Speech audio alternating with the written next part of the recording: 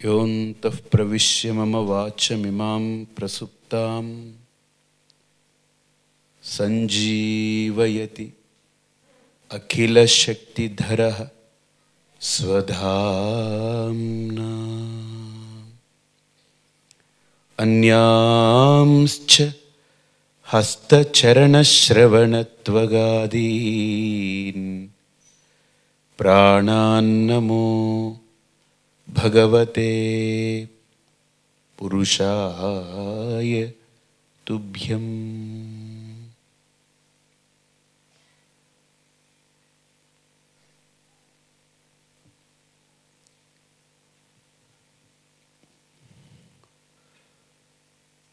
గురువు యొక్క స్తోత్రంలో ఒక అద్భుతమైనటువంటి శ్లోకం ఉంది. గురు స్తోత్రంలో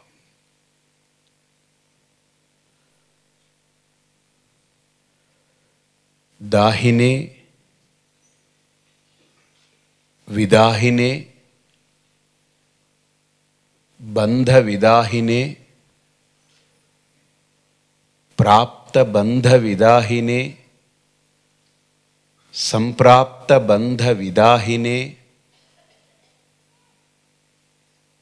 జన్మ సంప్రాప్త బంధ విదాహినే అనేక జన్మ సంప్రాప్త కర్మబంధ విదాహినే ఆత్మజ్ఞాన ప్రదానేన తస్మై శ్రీ గురవే నమః.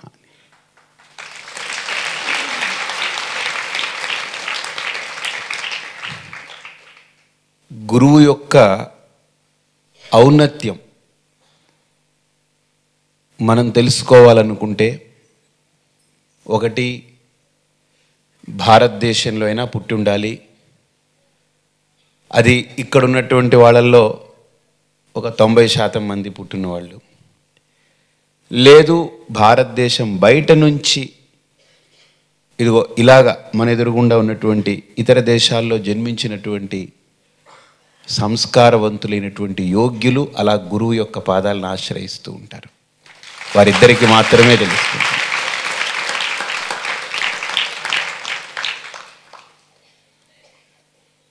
అయితే గురువు చాలా బరువైనటువంటి శబ్దమే. శబ్దం చాలా బరువు. నాకు ఒకసారి ఒక ఆయన, స్వామి ఇదిగో ఈ శిల చూడండి అని ఇచ్చారు. ఆయన ఒక చేత్తో తీస్తే ఆయన చాలా బాగా హెఫ్టీగా ఉన్నారన్నమాట, బాగా లావుగా, మంచి పర్సనాలిటీ. నేను అనుకున్నాను, నేను 2 చేతులు పట్టాను, చాలా బరువుగా ఉంటుంది, ఆయన బాగా లావుగా ఉన్నారు, ఆ శిల నా చేతిలో ఇస్తున్నారు. ఆయన ఒక్క చేత్తో పోసారు.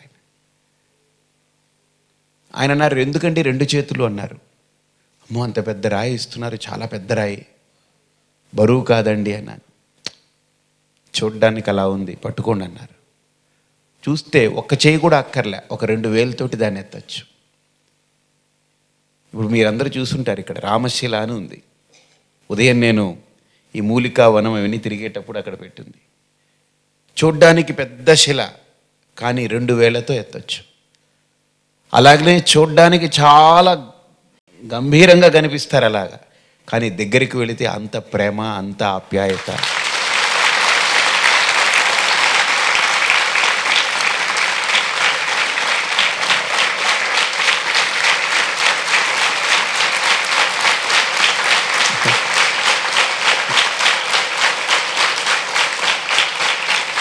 ఓకే, నేను కూడా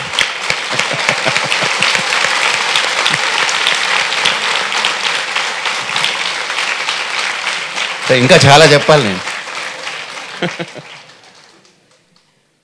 నాకు అనిపిస్తుంది ఇప్పుడు వారి ఆప్యాయత ఎక్కువనా, మీ అందరి భక్తి ఎక్కువనా? నాకు ఇప్పుడు పోటీ వచ్చేసింది.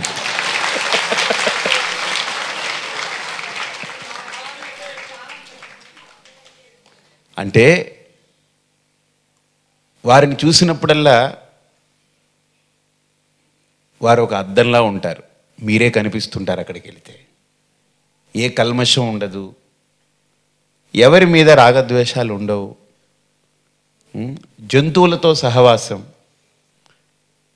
మనుషుల మధ్య ఆవాసం, దేవతలతో నివాసం.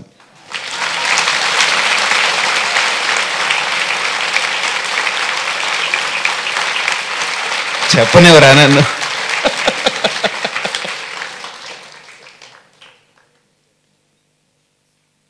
నిజంగా ఇందాక నేను వారి దగ్గరికి వెళ్ళినప్పుడు దత్తాత్రేయుడు ఎవడికి అర్థం కాడు అని అంటారు కదా. ఆయన మంత్రంలోనే ఉంది, ఉన్మత్త ప్రమత్త వినాశకుడు అని ఉంది.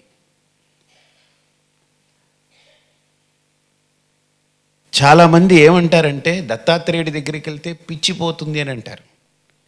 నిజం, పిచ్చిపోతుంది అని. నాకు అనిపిస్తుంది ఆయన దగ్గరికి వస్తే పోవలసిన పిచ్చి పోయి రావలసిన పిచ్చు చాలా పెద్ద స్థాయిలో పడుతుంది.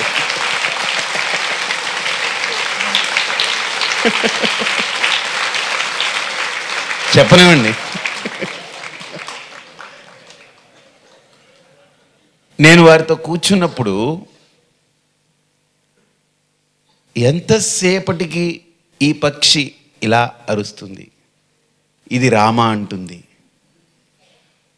ఇది నమశివాయ అంటుంది, అది స్వామి నారాయణ నారాయణ అంటుంటే వినాలని ఉంది అంటే నాకు ఆయన చెప్తుంటే ఒక మంచి ఉపదేశంలాగా అనిపించింది.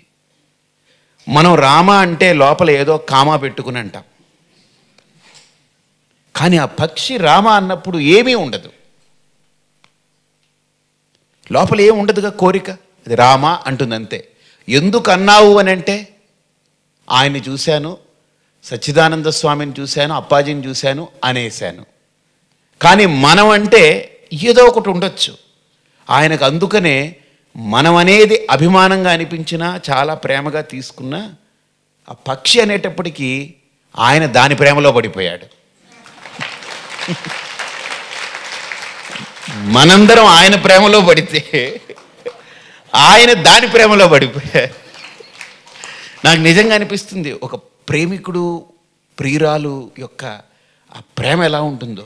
ఏమిటి, నన్ను కూర్చోబెట్టుకుని నేను మాట్లాడడానికి వస్తే నన్ను మాట్లాడనివ్వకుండా ఆ పక్షులు ఇలాగంటాయండి. ఆ పక్షులు నిజంగా నాకే ఎంత అనిపించిందంటే ఈయన ఎంత ప్రేమలో పడిపోయాడా.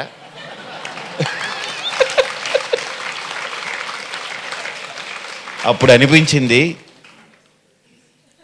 యోగులు, okay I will let you know in English also, no don't worry. Actually, when we chant a mantra, Om Namah Shivaya or Om Namo Narayanaya, we'll have something inside before we chant. Some desire, some fancies. But when the parrot recites Rama, no desire, it is free. Because the parrot sees Appaji, therefore Rama comes. The bird sees Appaji, therefore Namah Shivaya comes. So, we are all in love with Appaji, but Appaji accepts it. But Appaji is in deep love with parrots and birds.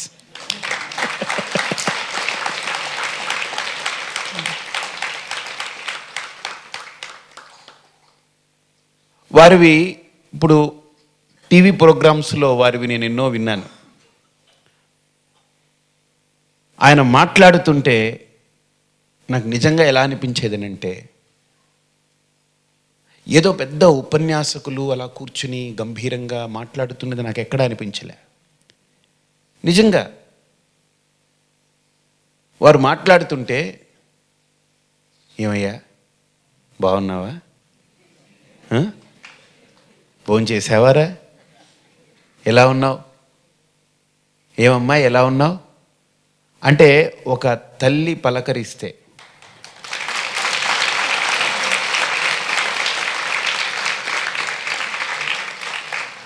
నిజంగా నాకు ఒక ఆయన తారసపడ్డాడు ట్రైన్లో. నేనన్నాను, మామూలుగా నాతో మాట్లాడుతూ, స్వామి మీ ప్రవచనం వింటుంటానండి అన్నారు.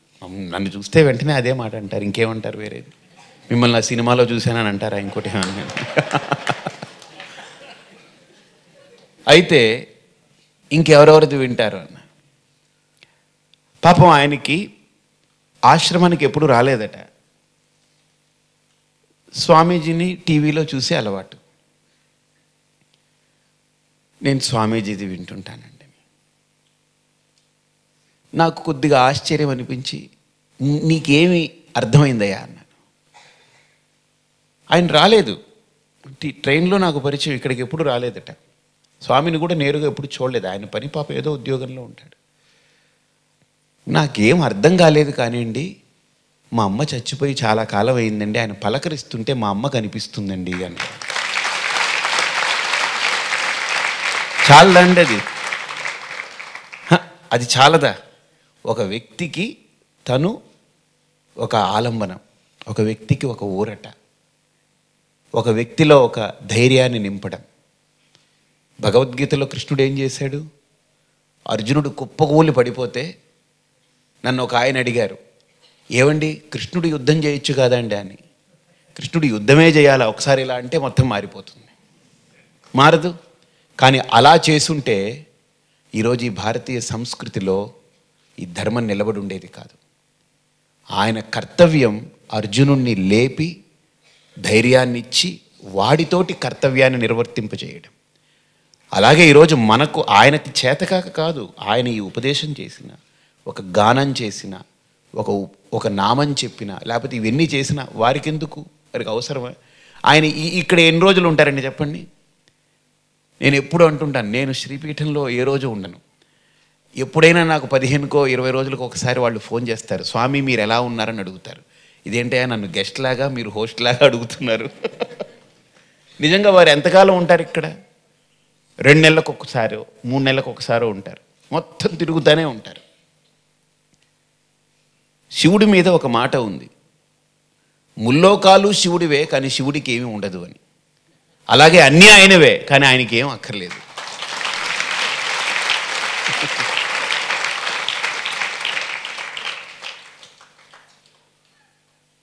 మనం ఆ గురువు అనేటువంటి ఆ తత్వాన్ని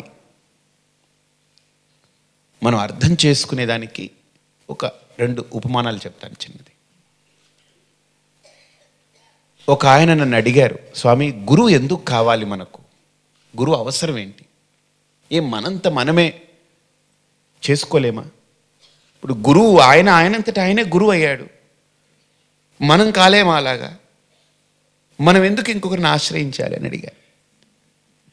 నేను ఒక చిన్న ఎగ్జాంపుల్ చెప్పాను. ఏమిటంటే, ఒక పెద్ద షాపింగ్ మాల్ ఉంది, చాలా పెద్ద షాపింగ్ మాల్. ఆ మాల్లో అసలు దొరకనివంటూ ఏమీ లేదు. ఆ ఓనర్ని ఒక సాధువు గారు పిలిచి, అయ్యా ఈరోజు సెలవు కదా? అవునండి అన్నారు. కానీ అన్ని షాపులు ఓపెన్ చేసి పెట్టు. ఎందుకండి అన్నారు. నేను చెప్తాను. అన్నీ ఓపెన్ చేయించాడు. చేయించిన తర్వాత ఒక కుక్కని తీసుకురా, నీ దగ్గర పెంపుడు కుక్క ఉందా? ఉందండి. దాన్ని తీసుకురా అని ఆ మాల్లో వదిలాడు. వదిలితే ఆ కుక్క ఒక్కొక్క ఫ్లోర్ తిరుగుతూ తిరుగుతూ తిరుగుతూ తిరుగుతూ ఒక దగ్గరికి వెళ్ళింది. దానికి కావలసినటువంటి అక్కడెక్కడో మాంసము అవి ఇవి కొట్టి పెట్టుంటే ఒక షాపులో, దాంట్లోకి వెళ్ళిపోయి వాసన పట్టి శుభ్రంగా తినింది. ఒక గంటన్నరకి కిందకు వచ్చింది. తర్వాత ఓనర్ అన్నారు, ఇదేమిటండి దీన్ని కుక్కను పంపారా, అది మొత్తం తినేసి వచ్చింది. పోనీవయా, తింటే నష్టం ఏంటి, నీ కుక్కే కదా. ఉందా అని అడిగారు. ఉందండి అన్నారు. దాన్ని వదిలారు. అది వెళ్ళింది, ఒక్కొక్క ఫ్లోర్ తిరిగింది. తిరిగి తిరిగి తిరిగి ఒక్క చోట దానికి ఆకుకూరలు, కూరగాయలు, అరటికాయలు అన్నీ వేలాడదీసింది ఒక షాపులో. అందులోకి వెళ్ళి శుభ్రంగా తినింది. 3 గంటలకి దిగొచ్చింది. ఈయన ఓనర్ అన్నారు, స్వామి ఏంటి మీరు ఏం చేస్తున్నారు? కుక్కను పంపమన్నారు, పంపాను, అది తినేసింది వచ్చింది. ఆవుని పంపమన్నారు, పంపాను, వచ్చింది. మీరు ఏం చెప్పాలనుకుంటున్నారని. ఆ దారిలోనే ఒక వ్యక్తి పోతూ ఉంటే పిలిచారు ఈ స్వామి. ఏమిరా నీకు షాపింగ్ మాల్ తెలుసా? అమ్మో తెలుసండి, చాలా పెద్దది, అన్నీ ఉంటాయి అందులో అన్నారు. సరే నువ్వు వెళ్ళు, నీకేం కావాలో తీసుకో అని పంపారు. పంపితే ఈ ఓనర్ ఈ స్వామిని చూశాడు. వెయిట్ చేయి చూడన్నారు. వాడు లోపలికి వెళ్ళిపోయాడు.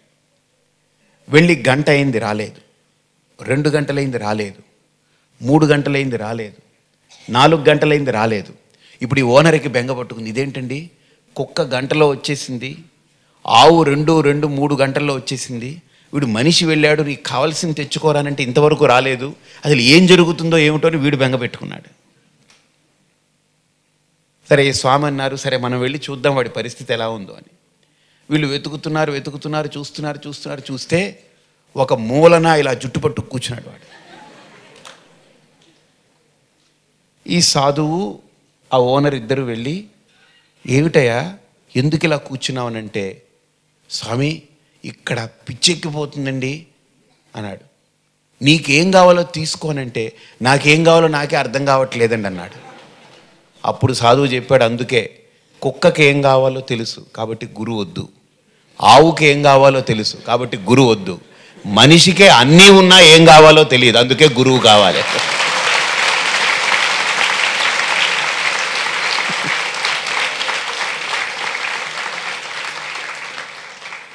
అక్కడ అన్నీ ఉన్నాయి, ఇప్పుడు మనకి ఏం లేవు చెప్పండి,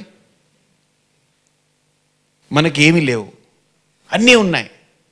కానీ ఉన్న వాటిని ఎలా వాడుకోవాలో మనకు తెలియదు, వాటిని వాడుకొని ఎలా హాయిగా బ్రతకాలో మనకు తెలియదు. ఇప్పుడు వారి దగ్గర అన్నీ ఉన్నాయంటారా? ఏం ఉండదు, హాయిగా ఉంటారు. అంటే ఆనందంగా ఉండడానికి ఒక మనిషికి, హాయిగా ఉండడానికి ఏం వద్దండి, డిస్టర్బెన్స్కే ఏదన్నా కావాలి. ఒకసారి రమణ మహర్షి వారి దగ్గరికి ఒక ఆయన వెళ్ళి, స్వామి నాకు శాంతి కావాలని అడిగారట. ఆయన పాపం గోచిపెట్టు కూర్చుని ఉన్నారు. ఆయన వీడు వెళ్ళి ఒక ప్రతిసారి అడగడం, ఆయన అలా చూస్తూ ఉన్నారు నవ్వుతూ.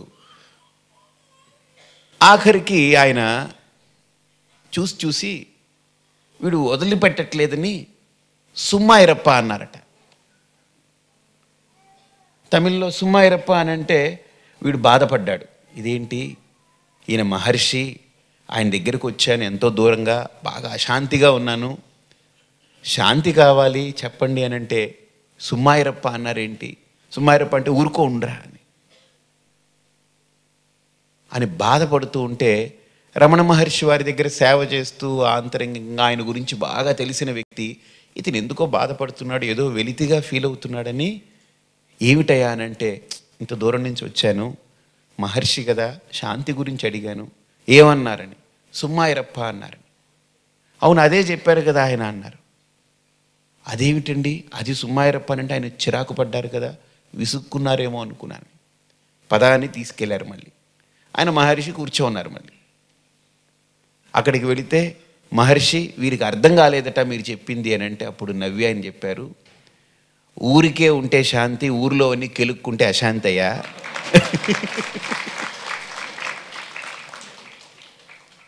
ఇప్పుడు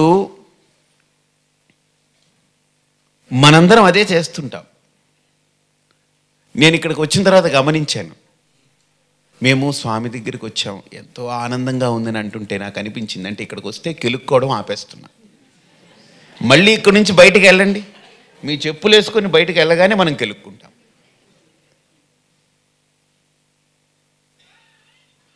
అందుకనే ఇక్కడి నుంచి ఊరికినే వెళ్ళకుండా, ఊరికి వెళ్ళేటప్పుడు ఊరికే వెళ్ళకుండా వారి దృష్టి మన మీద పడితే అది ఒక ఉపదేశం, లేదు వారి స్పర్శ మన మీద తగిలితే అది ఒక ఉపదేశం, లేదు వారి మాట మన చెవిన పడితే అది ఉపదేశం.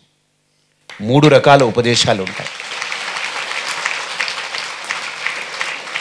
ఈ 3 ఉపదేశాలే గురువుది. దృష్టి పడింది ఉపదేశం. ఎలాగానంటే, చేప ఉంటుంది చూసారా, చేప గుడ్లు ఉంటాయి కదా పిల్లలకి, చేప పొదగలేదు, కోడి పొదుగుతుంది, మిగతా అన్నీ పొదుగుతాయి, కానీ చేప పొదగలేదు. అదేం చేస్తుందంటే గుడ్లని పెట్టి చూస్తూ ఉంటుంది, చూడగా అందులో నుంచి పిల్ల బయటకు వస్తుంది. అది కూడా చేపలాగా బయటకు వచ్చి ఈదుకుంటూ అలా చేపలా తయారైపోతుంది. అలాగనే వారి దృష్టి పడగా వారి దృష్టి పడేటప్పటికీ మనలో ఉన్నటువంటి ఎన్నో కుసంస్కారాలన్నీ పోయి ఒక సంస్కారం లోపల ఉత్పత్తి అవుతుంది.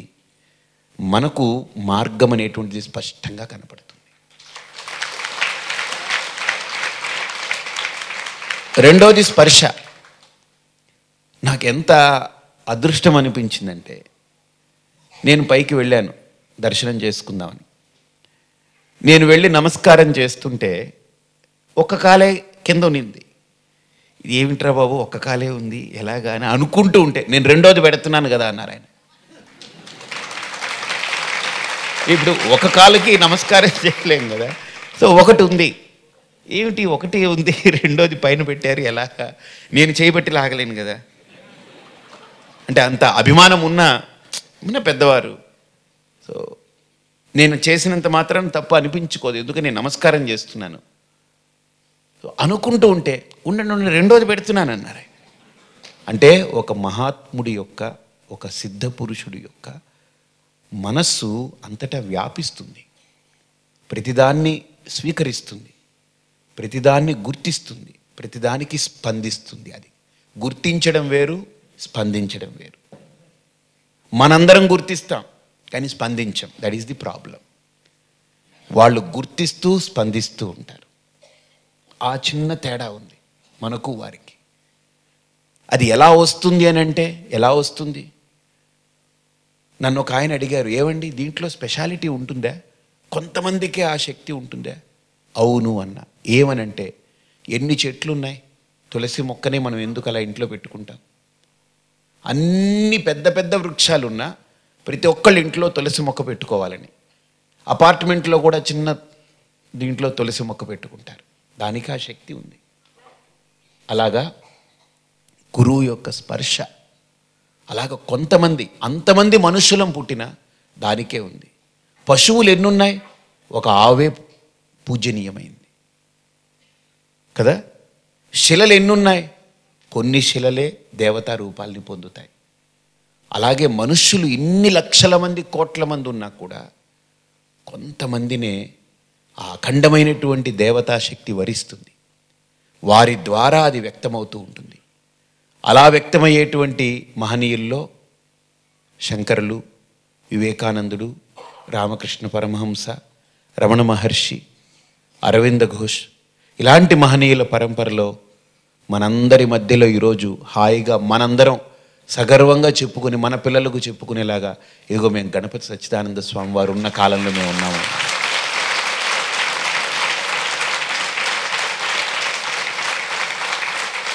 అలాగే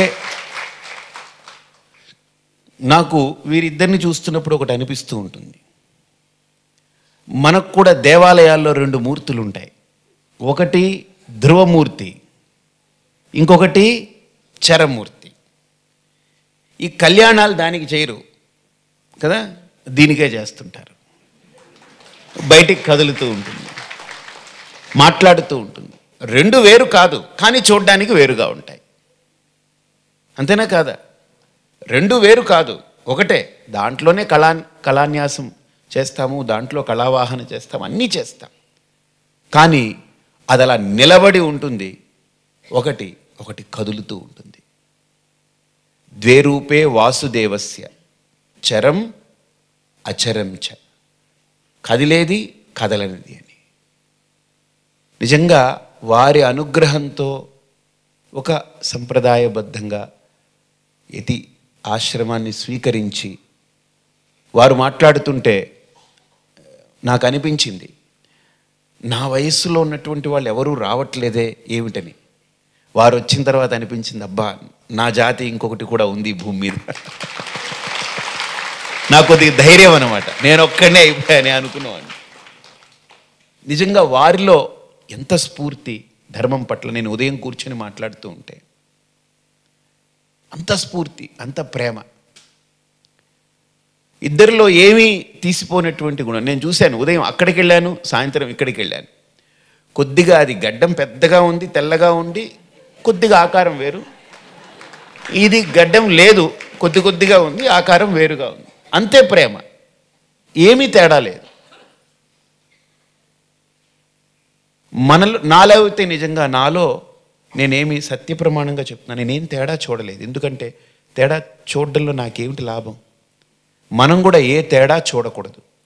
ఆ తేడా చూడనప్పుడే సంప్రదాయం అనేది అలా నిలబడుతుంది. ఇప్పుడు వారి అనుగ్రహంతో వారు వ్యక్తమయ్యారు. వారి ద్వారా ఇంకొకరు, వారి ద్వారా ఇంకొకరు, ఇలాగ నడుస్తూ పోవాలి. అజరామరంగా ఈ దత్తపీఠం అనేటువంటిది ఆచంద్రార్కం వృద్ధి చెందుతూనే పోవాలి.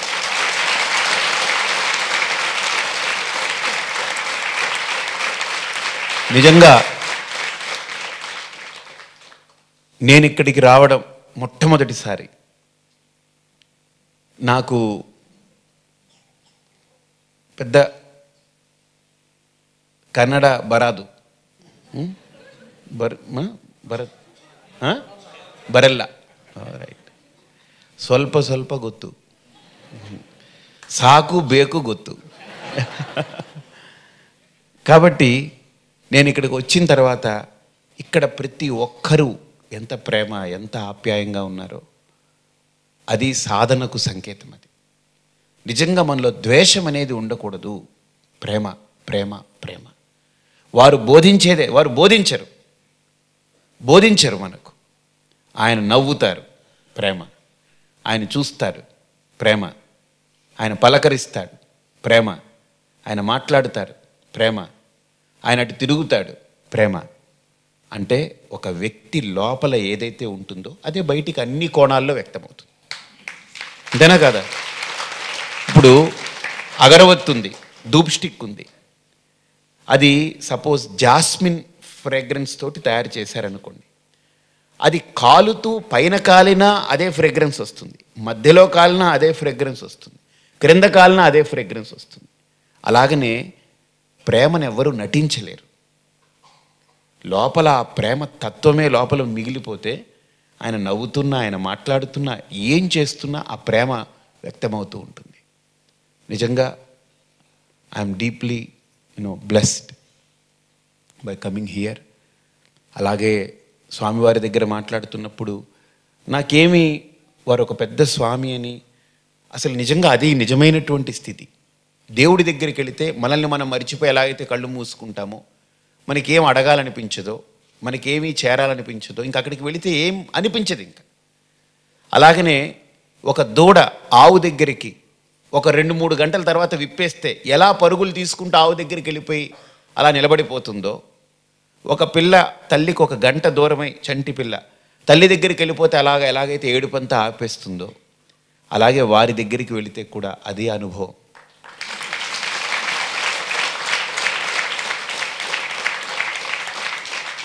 సో స్వామివారి అనుగ్రహం అంటే నాకు టైం ఎక్కువ అయిపోయింది, చెప్పడానికి ఎక్కువ ఉన్న సమయం తక్కువ. నిజంగా వారి అభిమానం ఎంత అంటే ప్రేమ. వారిని మీరు మాట్లాడండి, స్వామి వస్తారు, మీది వింటారు అని అంటే నిజంగా నేను మాట్లాడేది ఏముంటుంది వారి ముందు కూర్చొని. ఏం మాట్లాడాలన్నా నాకు ఆ అనుభూతి పొందుతూ ఉండాలని ఉంటుంది, అంతే బస్. అలాగనే ఉదయం బాలస్వామి వారితో కూర్చున్నాను. చాలా సహృదయత, ప్రేమ. యతీశ్వరులకు ఉండాల్సినటువంటి, ఒక యోగికి ఉండాల్సిన లక్షణాలన్నీ చూసి ఎంతో ఆనందపడ్డాను. నేను ధన్యున్నయ్యాను. నేను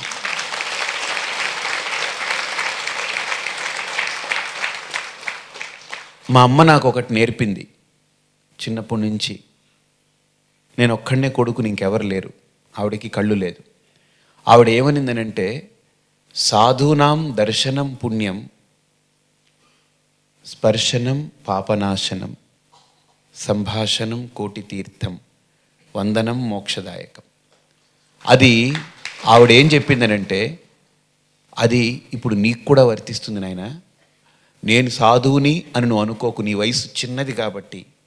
నువ్వు ఎప్పుడు ఇలాగనే చిన్నవాళ్ళలాగానే ఉండిపోవాలంటే నువ్వు కనిపించిన ప్రతి సాధువుకి నమస్కారం చేస్తూ పో, నువ్వు చిన్నవాడిగానే ఉండిపోతావు, ఎప్పుడు అలానే ఉండిపోతావు అని. నిజంగా నేను అమెరికాలో మొట్టమొదట డల్లాస్లో స్వామివారిని చూసినప్పుడు నాకు ఒక మాతృత్వం, ఒక పితృభావన, నాకు ఎంత వాత్సల్యం అనిపించింది అంటే, ఇది భారతదేశం యొక్క గొప్ప చరిత్ర. ఒక కాషాయం ధరించి అన్నీ వదిలేసిన వ్యక్తి దగ్గర ఈ భూమిలో ఆనందం లభిస్తుంది. అన్నీ ఉన్న అపర కుబేరుడి దగ్గర అశాంతి ఉంటుంది. అన్నీ వదిలేసి హాయిగా కూర్చుని నిండుగా ఉన్న ఒక యతీశ్వరుడి దగ్గర ఆనందం లభిస్తుందని అంటే ఇది భారతదేశం అందించిన. ఆఖరిగా ఒక మాట చెప్పి పూర్తి చేస్తాను. ఒక ఆయన నన్ను అడిగాడు, ఏమండి మీరు గురువు గురువు గురువు అని చాలా ఎక్కువ చెప్తుంటారు, గురువుకి ఏమైనా 2 కొమ్ములు ఉన్నాయని అడిగాడు. నేను చెప్పాను, నీకు తెలుగు బాగా వచ్చా అని అడిగాను. తెలుగు చదువుకున్నాను, బాగానే వచ్చన్నాడు. గుణింతాలు వచ్చా అన్నాను. వచ్చండి అన్నాను. మరి 2 కొమ్ములు అంటున్నావు ఏంట్రా పిచ్చివాడా, 3 కొమ్ములు ఉన్నాయి గురువు కన్నాను. అదేమిటన్నాడు, గా కొమ్మిస్తే గు, రా కొమ్మిస్తే రు, వా కొమ్మిస్తే ఊ.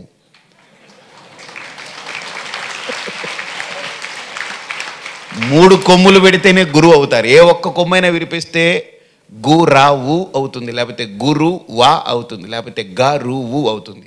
ఏ కొమ్ము విరచడానికి లేదు. అన్ని కొమ్ములు సక్రమంగా పెడితేనే గురువు అవుతాడు. కాబట్టి 3 కొమ్ములు ఉన్నాయి, జాగ్రత్తగా. మనం నిజంగా చెప్తున్నాను, యద్భావం తద్భవతి. మనం ఏ భావనతో వారి ఎదురుగుండా వెళ్ళామో ఆ భావన సిద్ధిస్తుంది. మన భావనలో లోపము, మన భావనలో శంక, మన భావనలో అనుమానం ఉంటే అది లోపం మనదే వెంటాడుతూ ఉంటుంది, వారిది కాదు. కాబట్టి ఒక అద్దం ముందు వెళ్ళేటప్పుడు మీరు అందంగా నీట్గా మొహం కడుక్కొని చక్కగా వెళ్ళారంటే స్పష్టంగా మీ ముఖం అందులో కనపడుతుంది. మొహం కడుక్కోకుండా పాచి ముఖంతో, చింపిరి జుత్తుతో ఇక్కడంతా ఇదంతా అయిపోయి అదంతా వెళ్ళారనుకోండి, అద్దమే యూజ్లెస్ అద్దం, ఏమిటి ఇలాగా కనపడుతుందనంటే అద్దాన్ని ఎందుకు విమర్శిస్తారు? మీరు వెళ్ళేటప్పుడు క్లీన్గా వెళ్ళండి. ఆ క్లీన్లీనెస్ని మీకు చూపెట్టే బాధ్యత అద్దంది. మీరు ఎలా వెళతారో అలా అది ప్రతిబింబిస్తుంది. అలాగే మీ భావనలో భక్తి, దృఢమైనటువంటి విశ్వాసము, అచంచలమైనటువంటి పరిపూర్ణమైనటువంటి శ్రద్ధ పెట్టుకోండి. యోయత్ శ్రద్ధ సయేవ సహ అంటుంది. శ్రద్ధావాన్ లభతే జ్ఞానం అని కూడా చెప్పింది. కాబట్టి మీరందరూ ఇద్దరిని మనసా వాచా కర్మణ సేవిస్తూ, ఇద్దరిని ఆరాధిస్తూ ఈ దత్త సంప్రదాయాన్ని ఆచంద్రార్కం కొనసాగించేలా మీ తదనంతరం ఇప్పుడు ఎలా చూడండి, స్వామివారు మీ అందరికి ఒక మార్గదర్శకం చూపెట్టారు. ఏంటనంటే యద్యదాచరతి శ్రేష్ఠ తత్తదేవేతరో జన. వారు ఏం చేశారు? వారు ఉంటుండగానే వారి యొక్క అంశని ప్రవేశపెట్టారు. అవునా కాదా? అంటే మీ అందరూ నేర్చుకోవాల్సింది ఏంటనంటే, మీరందరూ వచ్చేసి అబ్బా స్వామి బాలస్వామిని తీసుకొచ్చారని మీరు సంకలు గుద్దుకోవడం కాదు, మీరు మీ అంశని ఆ రకంగా తయారు చేయాలి మళ్ళీ దత్తపీఠానికి. అంతేనా కాదా? వారి మీద ఆ గౌరవం మనకున్నప్పుడు వారు ఏం చూపెట్టారో ఆ మార్గంలో మనం కూడా, వారు ఎలాగైతే వారి అంశని ఆ మార్గంలో నడిపించారో మీరు కూడా మీ పిల్లల్ని, ఇది మన బాధ్యత, ఇది మన ధర్మం, మీరు ఉగ్గుపాలతో నేర్పండి. మీ మనవుణ్ణి మీరు ఒళ్ళో పడుకోబెట్టి నేర్పండి, మీ మనవరాలకి నేర్పండి. అప్పుడు పోసే పాలతో పాటు నేర్పే ఆ ధర్మం మొక్క మెల్లగా ఎదిగే కొద్దీ వాళ్ళు కూడా పెద్దవ్వగానే మీరెవరి తాలూకానంటే మేము జయగురుదత్త అంటారు వాళ్ళు. కాబట్టి ఆ సంస్కారాన్ని తీసుకురావాలి. అది మనందరి కర్తవ్యం, బాధ్యత. అది ఏదో తెలిసి తెలియని 4 మాటలు ఇద్దరు మధ్యలో నన్ను పెట్టారు శాండ్విచ్ లాగా. పోనీ అటువైపు ఉన్నా వేరు, అటువైపు ఉన్నా వేరు, మధ్యలో అంటే అది ప్రేమ కదా. వాళ్ళ అరేంజ్మెంట్ చూడండి, నన్ను అక్కడెక్కడో పెట్టకుండా లేకపోతే అటువైపు పెట్టకుండా వాళ్ళిద్దరి మధ్యలో పెట్టుకున్నారు.